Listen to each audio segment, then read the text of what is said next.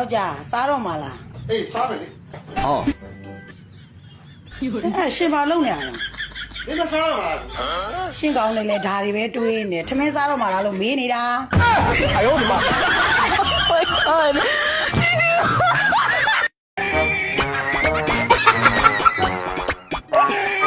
တနေ့ကျရင်ခမရဲ့အတ္တတွေဟာခမကိုမီးတောင်အေးအဲ့ဒီချိန်ကျရင် နင်းဖြင်ခံလိုက်လေ ဟ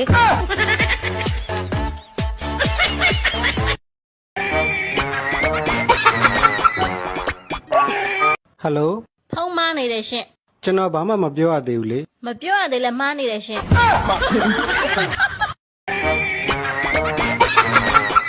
အကိုကိုလေညီမပြောစရာရှိလို့ ပြောလေညီမရဲ့ ညီမကိုတစ်မျိုးမထင်ရအောင်နော် ပြောပါမထင်ပါဘူး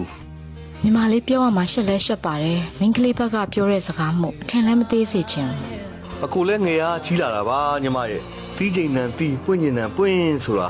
ထူးဆန်းမှမဟုတ်တာ ဟိုလေကိုဟွာ